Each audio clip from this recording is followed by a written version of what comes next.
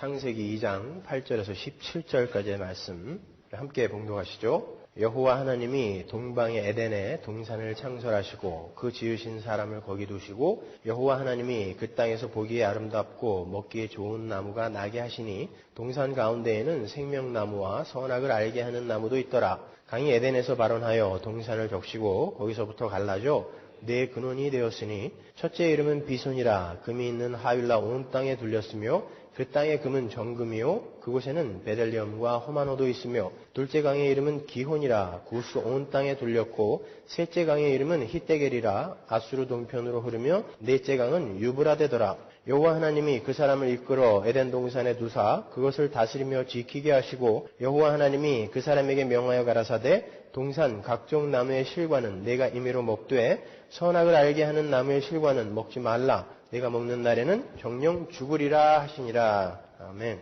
우린 지난주에 선악과와 생명나무에 관해서 공부를 하면서 그 두 나무의 상호 관계가 지향하는 하나의 합일된 원리를 찾아냈습니다. 그것은 다름 아닌 예수 그리스도의 십자가였어요. 그죠? 선악과 나무와 생명나무는 죽음 속에 꼽힌 생명이라는 그 복음을 그대로 내용으로 담고 있는 것이었습니다. 하나님은 선악과 나무와 생명나무를 가지고 십자가를 만드시고 그 십자가에 예수 그리스도를 못 박으심으로 말미암아 우리에게 영원한 생명을 허락하신 거죠. 그러니까 그 십자가 안에는 선악과를 따먹고 죽어야 할 죄인들과 예수 그리스도의 보혈로 말미암아 생명나무를 먹게 된 산자들이 함께 들어가 있는 거죠. 내용으로 들어가 있는 거란 말이에요. 그래서 선악과를 따먹은 타락한 죄인들은 반드시 그 십자가를 통과해야만 생명나무 열매를 먹고 영생을 얻은 자가 될 수 있는 거예요. 다른 방법은 없습니다. 그것을 그 선악과 나무와 생명나무가 상징으로 담고 있는 거란 말입니다. 하나님의 은혜의 필연성. 오늘 그 선악과와 생명나무에 관해 조금 더 부연 설명을 해드리고 오늘 본문의 에덴 동산에 관한 묘사에 담긴 그 복음의 메시지에 관해서 공부를 하도록 하겠습니다. 우린 이 선악과와 생명나무 열매 속에서 우리 하나님의 백성들이 지향해야 하고 추구해야 할 삶의 내용과 원리를 찾아낼 수 있어요. 오늘 본문 17절을 보시면요. 하나님께서 인간에게 선악과를 먹으면 정령 죽으리라 라고 명령하시는 대목이 나오죠. 하나님께서 선악과를 먹게 되면 인간이 선악을 알게 되어서 정령 죽게 된다. 죽고 죽으리라는 뜻이거든요. 아주 죽여버릴 거야 이런 뜻이란 말입니다. 그렇게 말씀하셨다는 것은 인간은 선과 악에 관한 지식이 없을 때, 선악을 모를 때에 비로소 참 인간이다라는 말이 되는 거죠. 그죠? 왜? 네가 선악과를 따먹고 선악을 알게 되면 네가 죽을 거야 라고 이야기하셨으니까 선악을 모를 때가 참 인간이란 말입니다. 성경이 이야기하는 바는 이게 도대체 무슨 말일까요, 여러분? 우리는 적어도 인간이라면 선악을 분별해서 선은 행하고 악을 멀리하는 것이 올바른 도리라고 생각하고 있었는데 하나님은 인간이 선악을 모를 때에 참 인간일 수 있다라고 말씀하시는 거예요. 너희가 선악을 알게 되면 죽을 거야 라고 이야기하신단 말입니다. 그렇다면 선이 무엇이고 악이 무엇인지를 먼저 정의를 내려야 되겠죠? 제가 전에 성경에서 선이라는 말, 토브라는 단어가 어디에서 제일 처음 나왔다고 그랬습니까? 보시기에 좋았더라. 그죠? 보시기에 좋았더라. 하나님께서 천지 만물을 창조하실 때 그 피조물들이 하나님의 뜻에 맞게 잘 지어지고 나면 그때마다 참 좋다. 토브 그랬단 말이에요. 참 좋다. 그때 쓰인 단어가 선이에요. 참 선하다. 그러니까 성경이 말하는 선이라는 것은 어떠한 것이 하나님의 뜻에 따라 하나님의 목적대로 완성되어 존재하는 상태를 선이라고 하는 거예요. 그러니까 우리 인간들이 추구해야 하는 성경이 말하는 선은 우리 인간들이 스스로의 힘으로 생명나무에 도달하기 위한 방편으로 만들어낸 윤리나 도덕, 도리가 아닌 하나님의 뜻과 목적에 맞는 삶을 말하는 거예요. 쉽게 말해서 나의 주장과 고집을 버리고 하나님께서 시키는 대로 하는 것을 선이라고 합니다. 좀 의외예요. 예를 들어서 하나님께서 100세에 난 아들을 죽여라라고 하셨을 때에 그 아들의 가슴에 칼을 꽂는 게 선입니다. 윤리적으로는 안 되는 거잖아요. 어떻게 어린아이의 가슴에 칼을 꽂습니까? 그것도 내 친자식의 가슴에 어떻게 칼을 꽂아요? 윤리적으로 그거는 잘못된 거 아닙니까? 그러나 하나님이 해라 하면은 하는 거예요. 그게 선입니다. 그래서 아브라함이 칭찬을 받은 거예요, 여러분. 하나님께서 가나안에 들어가거든 여자는 물론 어린 아기까지 그리고 육축까지 다 죽여버려라 했을 때 그걸 다 죽이는 게 선입니다. 남겨가지고 오면은 그걸 악이라고 하고 하나님은 나무라셨다고요. 구약에 여러 군데 나오죠. 보세요. 우리가 생각하는 선과 악의 개념과 성경이 말하는 선과 악의 개념이 이렇게 달라요. 기생 라합처럼 하나님이 나라를 팔아라, 거짓말해라 했을 때 팔아먹는 게 선입니다. 하나님은 다윗에게 거짓말도 시키죠. 하나님이 거짓말해라 했을 때는 거짓말하는 게 선입니다. 근데 왜 우리에게 그게 생소하게 느껴지냐면 하나님을 떠나 선악을 알게 된 인간들이 스스로 선이 무엇인지를 정의하기 시작했기 때문에 에이 그게 어떻게 선이야 이렇게 이야기한단 말이에요. 세상 사람들은 아닌 거예요. 그게 선인 거예요. 하나님의 뜻대로 행하는 게 바로 선인 것입니다. 우리 인간은 그렇게 하나님의 말씀을 잘 듣고 그 말씀에 순종할 때 선을 행하게 되는 거고요. 그때 비로소 참 인간일 수 있는 거예요.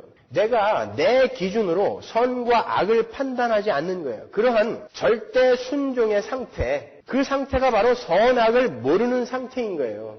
선악과 먹지 마라고 했을 때 안 먹는 거. 이게 먹는 게 옳은 거야? 안 먹는 게 옳은 거야? 아니 이걸 먹으면 하나님처럼 된다고 그랬는데 그렇게 판단을 하는 게 아니라 먹지 마 그러면 안 먹는 거. 그게 선한 상태라는 것입니다. 그게 계명을 지키는 거예요.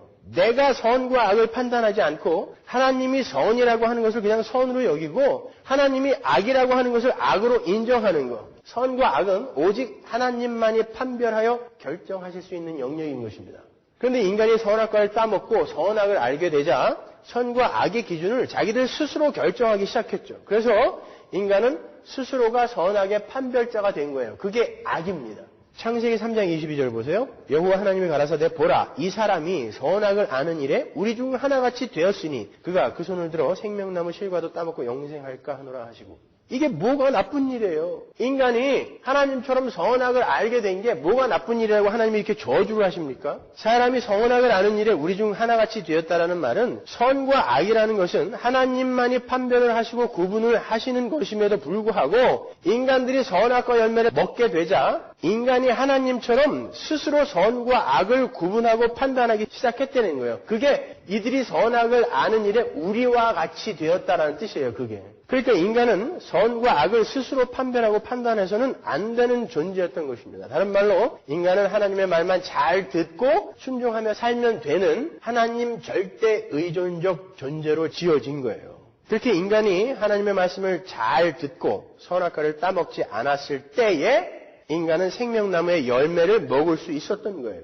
그러니까 선악과 나무는 생명나무로 가는 다리였던 것입니다. 근데 인간은 티끌인지라 절대 그 다리를 못 건너가는 거예요. 하나님의 은혜가 부어지기 전에는 절대 그 다리를 못 건너고 생명나무 열매를, 과실을 먹을 수가 없어요. 인간은 하나님의 은혜를 입지 않고는 절대 하나님의 말씀에 순종할 수 없는 자, 그래서 영생할 수 없는 자라는 것을 거기서 보여주는 거예요. 하나님은 선악과를 통해서 그 사실을 폭로한 것입니다. 너희 인간들은 내 은혜가 아니면 절대 존재할 수 없는 똥더미야 라는 것을 거기서 그냥 폭로하신 거예요. 그리고 인간이 참 인간이 될 수 있는 길은 오직 하나님의 은혜 아래에 있을 때에만, 순종할 때에만 가능한 것이다라는 것을 에덴 동산에서부터 가르치고 있는 거예요. 그러니까 하나님께서는 선악과 나무를 통해서 인간의 불가능함을 지적하시고 그 선악과 나무에서의 실패를 통해서 은혜로 주어지게 되는 생명나무의 열매의 필요성을 인식하게 만든 거예요. 아, 우리 힘으로는 이 나무를 건너갈 수가 없구나. 그러니까 저 생명나무의 열매는 내 손이 안 닿으니까 하나님의 은혜를 주시는 수밖에 없는 것이구나라는 것을 깨닫게 하기 위해 선악과 나무와 생명나무를 동산 한가운데에다가 보기에도 탐스럽게 먹음직스럽게 심어놓은 것입니다. 제발 따먹지 말아라가 아니었단 말이에요. 하나님은 그 인간들이 그걸 따먹을 줄 알았다니까요. 하나님이 예수님을 창세 전에 예비해 두셨다고 하잖아요. 예수님이 왜 필요합니까? 구원자가 왜 필요해요? 죄를 전제하지 않고는 구원자가 필요 없잖아요. 그러니까 반드시 아담은 그 선악과를 따먹게 되어 있었다는 것입니다. 그래서 아담은 그걸 따먹어야 됐다니까요. 그래야 하나님이 교회들에게 하나님의 은혜를 설명할 수가 있는 것입니다. 너희는 이런 존재였다는 것을 설명할 수가 있는 거예요. 보세요. 우리가 선악과 나무를 절대 통과할 수 없는 자이기 때문에 그 생명나무는 오직 은혜로만 우리에게 주어질 수 있다라는 그 에덴 동산의 이야기를 구약에서 율법과 예수 그리스도로 그대로 이렇게 옮겨놓은 거예요. 율법이 뭡니까? 율법을 성경이 몽학천생이라고 그러죠. 몽학 선생이 뭐죠? 헬라나 유대에서는 아이들이 학교 가기 전에 노예 중에 특별한 노예들을 택해서 그 아이들에게 도덕과 윤리와 세상 사는 방법 이런 것들을 가르치게 했다고요. 그래서 이 아이들이 학교에 갈 수 있는 자로 성숙되게 가르치는 그런 노예가 몽학 선생이에요. 그리고 이 아이들이 성숙해서 이제 학교에 갈 때쯤 되면 학교까지 데려다 주면서 또 학교에서 해야 할 바를 또 이렇게 가르치는 노예가 바로 몽학 선생이란 말이죠. 성경이 율법을 몽학 선생이라고 하는 건 이 율법이 사람들을 어디로 지금 데리고 가야 된다라는 것을 전제하는 거잖아요. 어디로 데리고 가는 거예요, 율법이? 예수 그리스도께로요. 하나님이 우리에게 시내산에서 율법을 주신 이후로 인간들이 확인한 진리가 뭐예요? 우리 인간은 절대 율법을 못 지키는구나 하잖아요. 그죠? 유대인들이, 바리새인들, 사두개인들이 자기들은 지켰다고 했지만 예수님은 못 지켰다라고 이야기했지 않습니까? 아, 이 율법은 우리가 절대 못 지키는 거구나. 하나님의 말씀은 우리가 절대 우리 힘으로 못 지키는 거구나. 그래서 예수 그리스도라는 은혜가 우리에게 주어지지 않으면 우리가 생명나무 열매를 못 먹는구나를 가르치는 게 율법과 예수 그리스도 아닙니까? 그 선악과와 생명나무가 율법과 예수 그리스도를 그대로 힌트하고 있는 거란 말입니다, 여러분. 자, 이렇게 인간은 스스로 하나님이 되려고 하는 교만을 버리고 하나님의 보호 아래 있으면서 하나님께 순종할 때에 비로소 참 사람이 되는 거예요. 그게 바로 하나님의 창조의 목적이며 하나님은 이제 새롭게 창조되는 새하늘과 새 땅에서 그렇게 하나님께만 순종하며 그분께 모든 삶을 의뢰하는 자들로 그분의 백성을 삼으시고 영원한 하나님 나라를 완성하실 거란 말이죠. 그러니까 이 땅에서 여러분이 해야 할 일은 뭐예요? 죄된 나를 자꾸 죽여가는 것밖에 없다니까요. 그래야 나를 부인하죠. 그래야 하나님의 순종으로 들어가죠, 내가. 지금은 우리가 순종을 못한단 말입니다. 죄인들은 하나님께 순종 못한다니까요. 자기가 하나님인데 어떻게 하나님께 순종을 합니까? 그러니까 이 땅에서 우리는 두들겨 맞으면서 계속 죽는 거예요. 그래야 그 밑으로 들어가죠. 그러니까 하나님은 처음부터 에덴과 아담과 하와가 목적이셨던 것이 아니라 에덴 동산과 아담과 하와를 통해서 완성될 새하늘과 새 땅을 힌트하시고 만일 그들이 불순종하게 되면 어떠한 결과가 초래되며 그 나라는 어떠한 원리로 완성이 될 것인가를 보여주는 것이 바로 성경이며 역사인 거예요. 우리는 그것을 보면서 아이고 이래서는 안 되겠구나라고 경각심을 발휘하게 되는 것이고 열심을 분투를 내게 되는 것입니다. 바로 그 은혜의 원리에 의해 새롭게 탄생된 사람들이 바로 우리 성도들인 거예요. 그렇다면 왜 우리는 생명나무 열매를 먹은 자로 회복이 되었음에도 불구하고 계명을 지킨 자로 선악과를 안 따먹은 자로 예수의 은혜로 회복됐잖아요. 그게 우리 아닙니까? 그럼에도 불구하고 왜 여전히 이렇게 순종하지 못하고 그분께 맡기지 못하는 삶을 살고 있는 거죠? 왜 우리는 날이 가면 갈수록 우리 자신에 대해서 더 실망을 하게 되는 것입니까? 아닌데요 하는 사람은 나중에 교무실로 찾아오세요. 다들 그러시죠? 자기 자신에 대해서 점점 실망만 커지지 않습니까? 우리는 예수 그리스도의 은혜로 말미암아 선악과를 따먹지 않은 생명나무의 실과를 먹은 하나님의 백성들이 되었는데도 여전히 더럽고 추한 모습을 우리 안에서 발견을 합니다. 왜 그 위대한 사도 바울이 말년에 자신을 가리켜 죄인 중에 괴수라고 했겠습니까? 그 괜히 겸손 떠느라고 한 소리 아니에요, 여러분. 말년에 그랬다니까요. 그것도 죽기 얼마 전에 나는 죄인 중에 괴수야. 내가 이 세상 모든 사람 중에 최고 죄인이야. 그랬다니까요. 우리는 우리의 인격과 오성 속에서 그리고 이 역사 속에서 이 선악과 나무와 생명나무의 상호 관계가 지향하고 있는 그 십자가라는 은혜의 복음을 삶으로 체험하며 살고 있기 때문에 그러는 거예요. 우리는 영적으로 완성된 그 현실을 이 인격과 오성 속에서 역사 속에서 육으로 경험하며 체득하는 과정을 반드시 통과해야 됩니다, 여러분. 그래야 우리 이 인격을 갖고 하나님을 배반하지 않을 수 있거든요. 선악과를 따먹은 상태, 그 처참함이 얼마나 무시무시한 것인지를 내 인격을 갖고 오성을 갖고 경험을 해야 아이고 글로 가면 안 되겠구나로 갈 거 아닙니까? 그래서 여러분은 이 인생 속에서 선악과를 따먹은 자들이 얼마나 더럽고 추한 자들이며 그들이 겪는 고통과 아픔이 얼마나 큰 것인지를 예수를 믿고 나서도 경험한다니까요. 복음을 사는 거예요, 내가. 그러니까 여러분은 여러분의 신앙생활을 통해서 선악과를 따먹은 아담과 동생을 때려 죽인 가인의 삶을 실제로 경험하게 되는 거예요. 그래서 그 죄가 주는 처참함, 그 고통이 얼마나 큰 것인지를 경험합니다, 여러분. 그래서 예수 믿는 사람들 중에 이렇게 악당들이 있는 거예요. 간혹, 아니 자주. 그리고 여러분은 여러분의 신앙생활 속에서 하나님의 은혜를 입은 아브라함과 바울의 삶을 또 맛보는 거예요. 그럼에도 불구하고 하나님의 은혜를 입게 되니까 내가 이러한 새 사람이 되어져 가는구나. 하나님은 나를 이렇게 그 열심으로 끌고 가고 계시는구나를 우리의 신앙 생활 속에서 경험하는 것입니다, 여러분. 그래서 우리가 예수를 믿고 나서도 계속해서 나에게 실망하고 절망하도록 하나님이 그냥 놔두시는 거예요. 네 삶 속에서 경험하고 오라고. 그렇게 선악과 나무와 생명나무의 삶을 직접 살다 가신 분이 있잖아요. 예수 그리스도예요. 예수는 우리의 죄가 되셔서 세례 요한에게 세례를 받았다는 것은 예수님은 죄인들과 연합이 되었다는 소리거든요. 하나님은 우리의 죄가 되셔서 죄인이 되셔서 그 죄의 결과가 얼마나 처참한 것인지를 살다 가셨어요. 아담이 선악과를 따먹고 그 하나님의 동산, 여호와의 동산인 에덴에서 쫓겨나서 땅에 갇혀버린 그 상태, 그게 지옥이잖아요. 주님은 그 아담이 되셔서 선악과를 따먹은 그 죄의 처참함이 얼마나 엄청난 것인지를 무덤 속에 들어가셔서 그 처참한 지옥이라는 감옥 속에 들어가셔서 사신 거예요. 그리고는 하나님의 은혜로 부활하신 것입니다. 여러분, 예수님이, 하나님이신 예수님이 얼마만큼 낮아지셨는지 아세요? 예수님은 하나님이 다시 살려내시지 않았으면 영원히 그 무덤 속에 있을 수밖에 없는 그 자리까지 낮아지셨다고요. 그런데 하나님이 살려내셨어요. 은혜로. 근데 그 속에 우리가 들어가 있었단 말입니다. 그 유니언 크라이스트, 그리스도와의 연합인 거예요, 그게. 그래서 우리가 구원을 받은 거예요. 여러분, 왜 성경에 예수님의 무덤을 천사가 열었다라고 기록이 되어 있는지 아십니까? 예수님이 힘이 없어서 십자가에서 너무 고생을 했기 때문에 힘이 없어서 그거 못 옮길까봐 천사를 보내신 걸까요? 아니면은 야 내가 그래도 명색이 하나님인데 이 정도는 니들이 좀 해줘야 되지 않겠냐? 그래서 천사가 와서 연 것일까요? 왜 그 무덤을 천사가 열었을까요? 여러분 잊지 말아야 할 것이 성경은 하나님의 교회에게 끊임없이 뭔가를 이야기하고 있다는 것을 잊으면 안 돼요. 하나님은 여러분에게 어떤 그림을 보여주시는 거예요.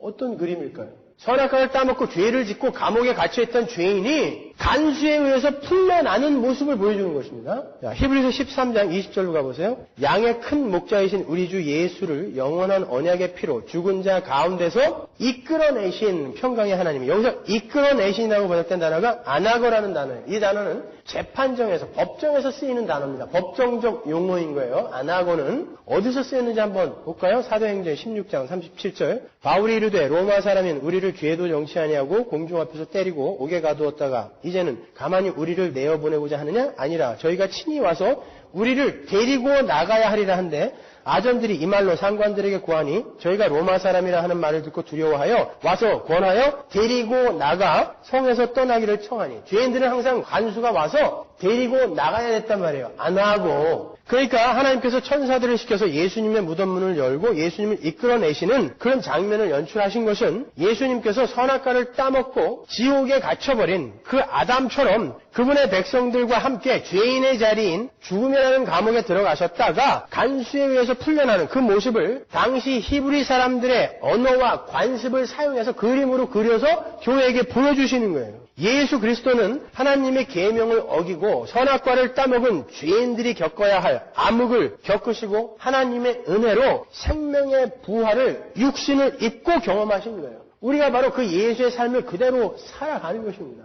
그래서 예수님은 우리더러 십자가를 지고 쫓아오라고 한 거예요. 자기가 지신 십자가를.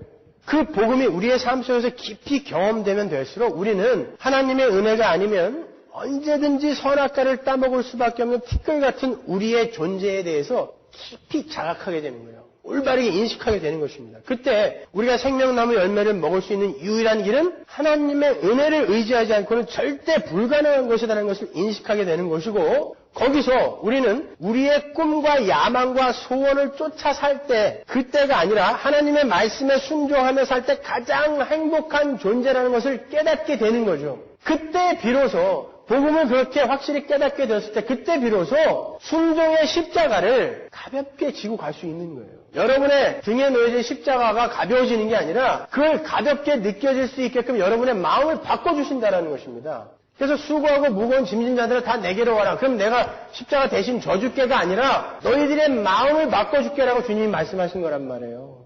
그러니까 여러분은 열심히 공부하셔야 돼요. 그 복음의 깊이를 여러분이 제한하지 마시고 더 깊이 들어가야 되는 것입니다. 여러분.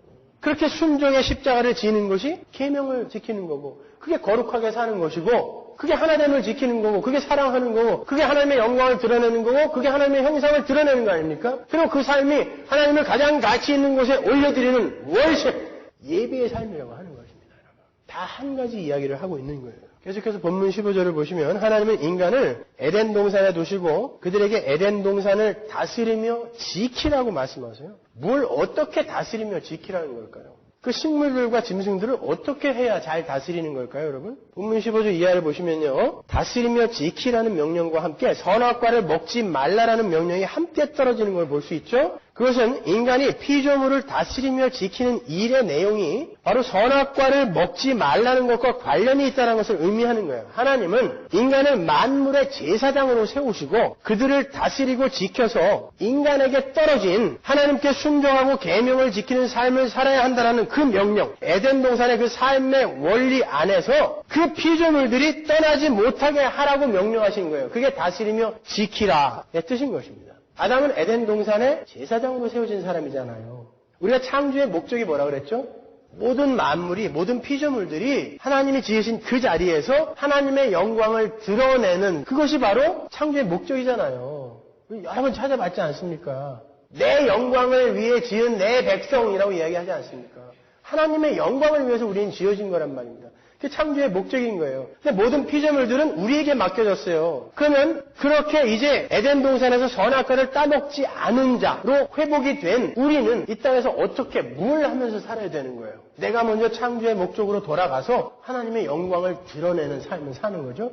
하나님의 성품을 드러내고 그 하나님의 인격을 우리 속에서 문득문득 발휘하면서 사는 거. 그리고 다른 존재들이, 나 이외의 다른 존재들이 그 창조의 목적으로 돌아가는 데 기여하는 삶을 사는 게 우리가 이 땅에서 살아야 할 삶인 것입니다. 그거 하다 가는 거예요. 여러분 배를 위해서 사는 거 아닙니다. 여러분의 명예나 여러분의 병고침을 위해 여러분의 신앙생활을 하는 게 아니라 그 삶 살다가 가는 거예요. 그게 우리에게 주어진 삶의 내용인 것입니다. 그러면 이제 에덴 동산에 흐르는 그 네 강과 그 에덴 동산의 묘사에 등장하는 보석들이 무엇을 상징하고 있는지 살펴보도록 하겠습니다. 먼저 10절 보세요. 강이 에덴에서 발원하여 동산을 적시고 거기서부터 갈라져 네 근원이 되었으니 표준 세번역으로 볼까요? 강 하나가 에덴에서 흘러나와서 동산을 적시고 에덴을 지나서는 네 줄기로 갈라져서 네 강을 이루었다. 표준 세번역이 히브리 원어에 아주 가깝게 번역을 해놨어요. 그러니까 여러분 성경 보실 때 개역 성경하고 표준 세번역 성경을 같이 놓고 보세요. 원어에 가깝게 번역해 놓은 게 표준 세번역 성경이에요. 잘 보시면은 에덴 동산에서는 강물이 하나였어요. 근데 에덴 동산 밖에서 강이 네 줄기로 갈라지죠. 성경에서 4라는 숫자는 뭐라 그랬어요? 네 방이라고 그랬죠. 계시록 때 배웠잖아요. 네 방이는 뭘 상징한다? 온 세상을 상징한다라는 거예요. 그것은 그 에덴에서 발원한 그 강은 어떤 특정한 지역만을 적시는 것이 아니라 온 세상을 향해 흐르는 강이라는 의미인 거예요. 그리고 또 한 가지 특이한 것은 그 강이 에덴 동산 안에서는 이름이 없었는데 에덴 동산 밖에서부터 이름을 가지죠. 이게 특이한 거란 말이에요. 그게 어떤 의미를 담고 있는 걸까요? 아주 중요한 의미가 담겨져 있어요. 여러분 하나님 나라에서 성자 하나님의 이름이 뭡니까? 하나님 나라 안에서 성자 하나님의 이름이 뭐예요? 성자 하나님이죠. 예수라는 이름은 이 세상에 오셨을 때 받은 이름입니다. 예수는. 우리가 수요성경 공부 때 배웠죠. 예수라는 이름의 의미가 뭐라고 그랬어요? 여호와께서 그분의 백성을 구하신다. 그죠? Jesus. 그러니까 이름이 없는 하나님 나라에 계시던 주님께서 이 땅에 내려오셔서 이름을 가지시고 그 이름이 담고 있는 내용을 순종하여 완성시키는 것과 오늘 본문에 나오는 에덴 동산 안에서 이름이 없던 한 강이 사방으로 갈라져서 이름을 갖게 되는 장면과는 아주 밀접한 관련이 있는 거예요. 제가 이것이 추론이 아니다라는 것을 지금부터 증명을 해드릴게요. 자, 그럼 에덴 동산에서 발원하여 넷으로 갈라진 그 강들이 에덴 동산 밖에서 어떤 이름을 갖게 되는지 먼저 알아야 되겠죠? 첫 번째 강의 이름은 비손이에요. 그 뜻은 풍성하다라는 뜻입니다. 두 번째 강의 이름은 기혼입니다. 그 의미는 터져나가다예요. 세 번째 강의 이름은 힛데겔입니다. 그 의미는 화살처럼 빠르다예요. 네 번째 강의 이름은 유브라데요. 그 의미는 달콤하다입니다. 그러니까 그 네 강은 풍성하고 달콤한 것이 온 세상을 향해 화살처럼 터져나가게 되는 것을 내용으로 하고 있는 거예요. 바로 그 강이 에스겔서에서 그대로 표현되고 있는데 에스겔서 47장으로 가볼까요? 1절. 그가 나를 데리고 전문에 이르시니 전의 전면이 동을 향하였는데 그 문지방 밑에서 물이 나와서 동으로 흐르다가 전 우편 제단 남편으로 흘러내리더라. 그가 또 나를 데리고 북문으로 나와서 바깥길로 말미암아 꺾여 동양한 바깥문에 이르시기로 본즉 물이 그 우편에서 스미어 나오더라. 그 사람이 손에 줄을 잡고 동으로 나아가며 1,000척을 청량한 후에 나로 그 물을 건너게 하시니 물이 발목에 오르더니 다시 1,000척을 청량하고 나로 물을 건너게 하시니 물이 무릎에 오르고 다시 1,000척을 청량하고 나로 물을 건너게 하시니 물이 허리에 오르고 다시 1,000척을 청량하시니 물이 내가 건너지 못할 강이 된지라. 그 물이 창이라여 헤엄할 물이요 사람이 능히 건너지 못할 강이더라. 그가 내게 이르시되 인자야 내가 이것을 보았느냐 하시고 나를 인도하여 강가로 돌아가게 하시기로 내가 돌아간즉 강 좌우편에 나무가 심이 많더라. 그가 내게 이르시되 이 물이 동방으로 향하여 흘러 아라바로 내려가서 바다에 이르리니 이 흘러내리는 물로 그 바다의 물이 소성함을 얻을지라. 이 강물이 이르는 곳마다 번성하는 모든 생물이 살고 또 고기가 심이 많으리니 이 물이 흘러 들어가므로 바닷물이 소성함을 얻겠고 이 강이 이르는 각처에 모든 것이 살 것이며 또 이 강가에 어부가 설 것이니 엔게디에서부터 에네글라임까지 금을 치는 곳이 될 것이라. 그 고기가 각기 종류를 따라 큰 바다의 고기같이 심이 많으려니와 그 진펄과 개펄은 소성되지 못하고 소금 땅이 될 것이며 강 좌우가에는 각종 먹을 실과나무가 자라서 그 잎이 시들지 아니하며 실과가 끊치지 아니하고 달마다 새 실과를 맺으리니 그 물이 성소로 말미암아 나옵니다. 그 실과는 먹을 만하고 그 잎사귀는 약재료가 되리라. 어디서 많이 보던 장면이죠. 여러분이 요한계시록을 미리 공부해 놓은 게 얼마나 다행인지 몰라요. 그죠? 에스겔이 성령의 감동으로 강물을 봐요. 그런데 그 강물은 성전의 성소에서부터 흘러나와요. 에덴 동산에서는 에덴 조항에서부터 흘러나왔어요. 그런데 그 강물이 지나는 곳마다 생명이 살아나고 만물이 소성하고 번성하는 역사가 일어납니다. 이는 에덴 동산의 그 네 강물이 무엇을 상징하는 것인지를 조금 더 밝게 보여주고 있는 거예요. 이제 이것이 요한계시록으로 가게 되면은 그게 무엇인지 정확히 알 수 있게 됩니다. 요한계시록 22장 1절로 가보세요. 또 저가 수정같이 맑은 생명수의 강을 내게 보이니 이게 새하늘과 새 땅이죠. 하나님과 및 어린 양의 보좌로부터 나서 자 에덴 동산 중앙 성소 하나님과 및 어린 양의 보좌 다 같은 거죠. 길 가운데로 흐르더라. 강 좌우에 생명나무가 있어 12가지 실과를 맺히되 달마다 그 실과를 맺히고 그 나무 잎사귀들은 만국을 소성하기 위하여 있더라. 에스겔서의 그 단어들을 또 그대로 갖고 와가지고 요한계시록에서 쓰고 있어요. 그러니까 창세기의 그 이야기와 에스겔서의 이야기와 이 요한계시록의 이야기는 정확히 같은 것을 이야기하고 있는 거죠. 이것이 점진적으로, 점층적으로 반복되어지며 설명되고 있다는 것을 우리가 알 수 있는 거예요. 창세기의 에덴 동산과 강, 그리고 에스겔서의 성소와 성소에서 흐르는 물, 그리고 새하늘과 새 땅에 하나님과 어린 양의 보좌로부터 흐르는 그 생명수의 강은 정확히 같은 것을 상징하고 있는 거예요. 그런데 그 강물은 하나같이 만국을 소성케 하고 생명을 주는 힘을 갖고 있어요. 그러면 하나님과 예수님으로부터 나와서 온 세상 사방으로 보내심을 받아 풍성함과 달콤함을 화살처럼 터뜨려서 만국을 소성하게 하고 생명을 주는 존재가 뭐죠? 성령 하나님이죠. 증거를 내드릴게요. 요한복음 4장 13절로 가보세요. 예수께서 대답하여 가라사대 이 물을 먹는 자마다 다시 목마르려니와 내가 주는 물을 먹는 자는 영원히 목마르지 아니하리니 나의 주는 물은 그 속에서 영생하도록 솟아나는 샘물이 되리라. 그 속에서 영생하도록 솟아나는 샘물에 대해서 예수님이 이야기하시는데 그걸 다른 곳에서는 생수의 강이라고도 이야기한단 말이에요. 보세요. 요한복음 7장 38절 나를 믿는 자는 성경의 이름같이 그 배에서 생수의 강이 흘러나리라. 요한계시록 22장의 그 단어가 그대로 여기서 쓰이고 있죠. 근데 그 생수의 강은 이는 그를 믿는 자의 받을 성령을 가리켜 말씀하신 것이다 라고 예수님이 말씀해 주시잖아요. 그러니까 성령이 맞죠? 그러니까 에덴 동산에서 발원하여 사방으로 갈라져 흐르게 되는 그 강물은 예수 그리스도로 말미암아 유대인들만이 아닌 네 개의 강이 사방이니까 유대인들만이 아닌 온 세상에 퍼져 있는 하나님의 백성들에게 생명을 주고 소성시키게 될 성령 하나님의 모습을 상징적으로 보여주는 거죠.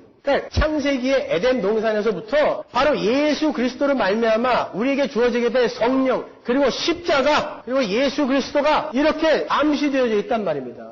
그래서 그 강물이 흐르는 곳에 금과 베델리엄과 호마노 같은 보석이 등장하는 거예요. 그 말은 성령으로 말미암아 거듭난 하나님의 백성들은 그렇게 보석과 같이 귀한 존재라는 것을 상징적으로 보여주는 거예요. 그래서 그 강이 흐르는 곳에, 성령의 강이 흐르는 곳에 금과 호마노 같은 것들이 등장을 하는 것입니다. 그 보석이 뭐라고 그랬어요? 계시록 공부할 때 우리 공부했잖아요.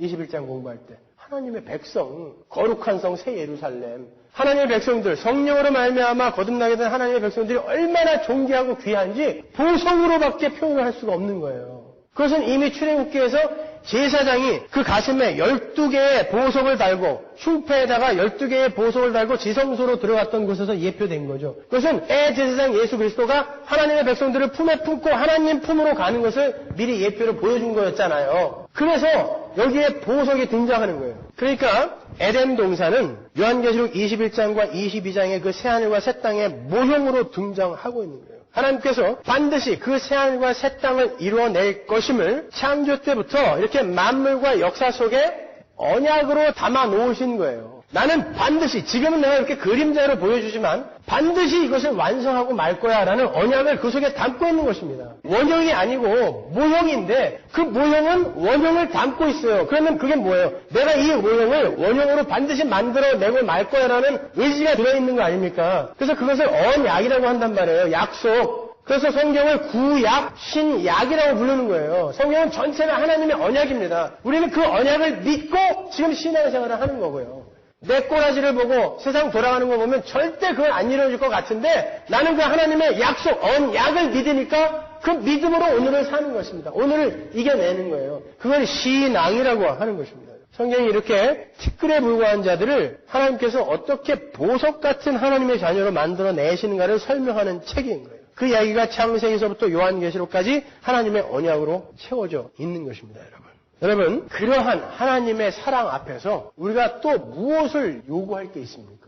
그러한 하나님의 은혜 앞에서 무엇을 더 달라고 땡깡을 부리시겠습니까, 여러분? 그 복음으로 족하죠. 그 예수로 만족하죠. 예수로 행복한 거예요, 우리는요. 내가 갖고 있는 이 세상 것들 다 가져가셔도 나는 그 예수로만 행복할 수 있습니다. 라는 것을 여러분 신앙생활 속에서 보여주고 하는 거라니까요. 증명해주고 하는 거예요. 그 큰 사랑이 너무 감사해서. 여러분 분명 성경을 보면 하나님은 인간을 만드시고 에덴을 창조하셨어요. 그러면 그 인간은 하나님이 에덴을 창조하시는 동안 어디 있었습니까? 어디 있었어요? 저 밖에 나와서 자치게 하고 있었나요? 어디 있었어요? 잘 생각해 보세요. 흙에서 올라와 여호와의 동산인 에덴 동산으로 들어가는 하나님의 백성이 흙에서 올라와 하나님이 약속하신 땅으로 들어가는 그 모습과 이스라엘 백성이 마른 땅에서 흙에서 올라와 홍해를 건너는 것을 마른 땅을 건넌다 그러잖아요. 흙에서 올라와 약속의 땅 가나안으로 들어가는 것과 정확히 같은 이야기예요. 아시겠어요? 아담이 흙에서 지어져 하나님의 백성이 되어 에덴 동산으로 들어가는 그 이야기와 이스라엘 백성이 출애굽을 해서 흙에서 올라와 가나안으로 들어가는 이야기가 바로 혼돈과 공허와 흑암이었던 우리가 새롭게 창조되어 새하늘과 새 땅으로 들어가는 이야기란 말입니다. 작은 것에부터 이렇게 점층적으로 점진적으로 이렇게 설명하고 있는 거란 말이에요. 그게 그러면 하나님이 이스라엘을 흙으로부터 올라온 이스라엘을 가나안까지 인도하실 때 하나님이 어디 계셨는지를 알면 아담이 하나님이 에덴을 만드실 동안 어디 있었는지 알 수 있을 거 아닙니까? 출애굽기 19장 보세요. 4절 나의 애굽 사람에게 어떻게 행하였음과 내가 어떻게 독수리 날개로 너희를 업어 내게로 인도하였음을 너희가 보았느니라. 신명기 32장 10절 여호와께서 그를 황무지에서 짐승에 부르짖는 광야에서 만나시고 호위하시며 보호하시며 자기 눈동자같이 지키셨도다. 마치 독수리가 그 보금자리를 어지럽게 하며 그 새끼 위에 너풀거리며 그 날개를 펴서 새끼를 받으며 그 날개 위에 그것을 엎는 것 같이 여호와께서 홀로 그들을 인도하셨고 함께한 다른 신이 없었도다. 이스라엘 백성이 어디 있었어요? 광야를 지나갈 때 하나님 등에 엎여 있었습니다. 여러분 이스라엘이 광야에서 얼마나 혼쭐이 났는지 아시죠? 근데 하나님은 그걸 내가 너희들 등에 업고 갔다라고 표현하신다니까요. 그러면 이스라엘이 광야에서 혼쭐 난 것은 다 뭐예요? 하나님이 내 백성을 백성답게 만들어 하나님이 약속하신 땅으로 데리고 들어가기 위한 하나님의 배려인 것입니다. 그것은 아담은 그 사랑을 입었어요. 그 사랑을 입은 최초의 인간이었습니다. 이스라엘이 바로 그 사랑에 인도되어 가나안 땅에 들어간 거예요. 그럼 여러분은 어디 있는 거예요, 지금? 여러분은 하나님의 등에 엎여 있는 것입니다. 근데 내 상황과 내 조건을 보면 개뿔이나 이거는 무슨 하나님 등에 엎여 있는 게 아니라 하나님의 발로 차가지고 저 수렁에 빠져 있는 것 같아. 이스라엘이 그렇게 생각했다니까요. 그래서 돌아가자 그랬단 말입니다. 돌아가자. 이건 하나님의 등도 아니고 아무것도 아니야. 우리를 인도하는 하나님 어디 갔냐? 돌아가자 그랬단 말입니다. 그러나 하나님은 말씀하세요. 내가 너희를 업고 갔다. 한단 말입니다. 여러분, 하나님이 지금 여러분을 업고 가고 계시는 거예요. 제가 지난주 월요일 날 배심원 호출을 받고 그 샌퍼난도 코트에 주어리 서비스 갔었어요. 아침 8시에 갔고 저녁 5시까지. 별걸 다 해요, 하여튼.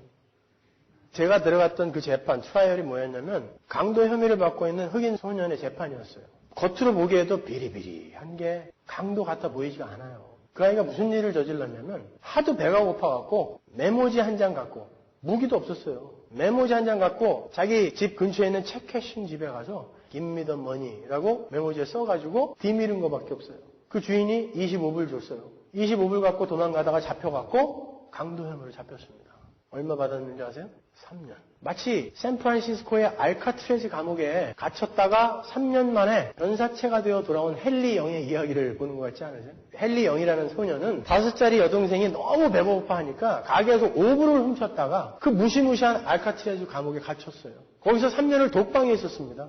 가로 1.8m, 세로 1.7m. 빛도 하나도 들어오지 않는 그곳에 똥오줌 자기가 거기서 다 싸야 되고 그 위에서 뒹구른 거예요. 1년에 휴식시간 딱 30분, 운동시간. 사람이 안 죽고 배깁니까? 5불 때문에. 그것도 동생이 너무 배고파서. 제가 거기 앉아서 이게 징역 3년에 해당하는 죄라면 만약에 지금까지 내가 저지른 죄, 발각되지 않고 내가 저지른 죄를 다 합쳐놓으면 나는 3,000년을 감옥에 들어가도 안 되겠구나. 그런 생각이 들더라니까요. 발각이 되지 않아서 그렇지 내가 지은 죄를 지금 다 계산하면 3,000년도 넘겠구나. 여러분도 마찬가지 아닙니까? 발각되지 않아서 그렇지 여러분이 하나님 앞에 지은 죄가 얼마나 많아요. 머리로 생각으로 행동으로 지은 죄가 얼마나 많습니까?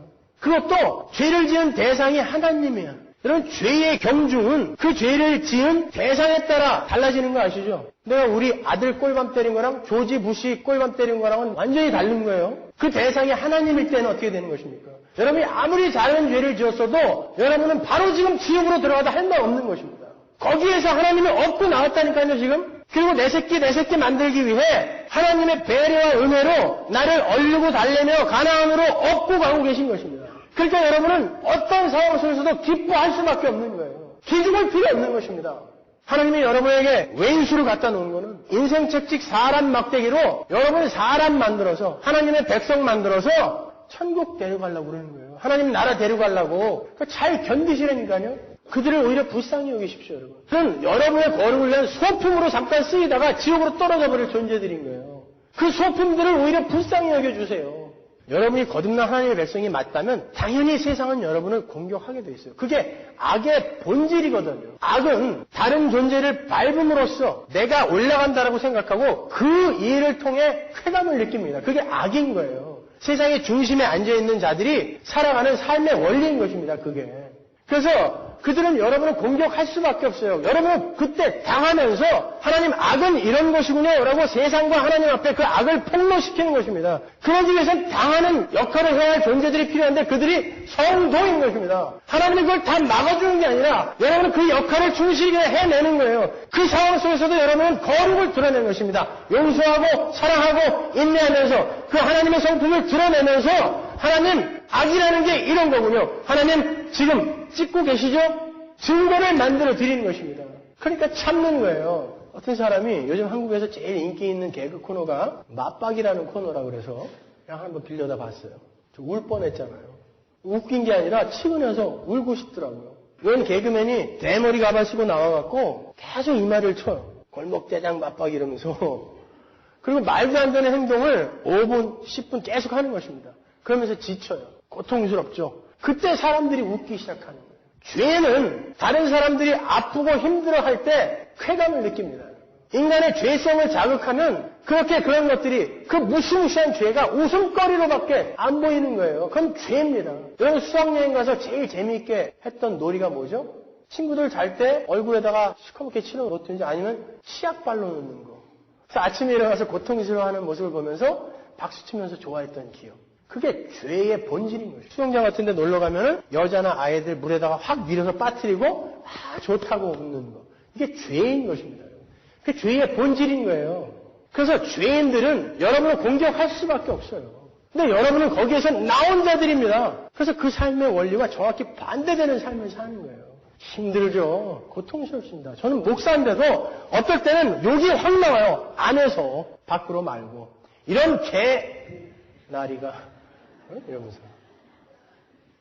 아니 안에서 끓어요. 저걸 확 죽일까? 그러나 예수 그리스도의 십자가, 그 십자가로 말미암아 나에게 주어진 그 은혜가 어떤 것인지를 맛보았기 때문에 참는 것입니다. 사랑으로 대해주는 거예요. 인내해보는 것입니다. 거기에서 나의 거룩은 더 깊어지는 거예요. 그게 우리 성도의 삶의 원리인 거예요, 여러분. 그러니까 잘 참고 잘 견디세요. 여러분 상황에 무릎 꿇지 마십시오. 그리고 여러분을 힘들게 하는 그 사람들 위해서 오히려 기도해 주세요. 그때 하나님이 여러분을 등에 업고 얼르면서 그럴 거예요. 야, 내가 다 보고 있어. 내가 다 보고 있어. 내가 지금 너 업고 가는 중이잖아. 다 보고 있어. 근데 잘했다. 잘했다. 너 내 등에 업혀서 내가 너를 업고 가고 있다라는 그걸 진짜 네가 세상에 보여주는구나. 우리가 하나님의 등에 업혀 있다라는 그 사실이 올바로 자각된 사람이 어떻게 그 하나님의 등에서 세상 사람들과 똑같은 행동을 할 수 있겠습니까? 아닌 거예요. 이기는 것입니다. 참으십시오. 기죽지 마시고 행복해 하십시오. Be happy. 기도하겠습니다.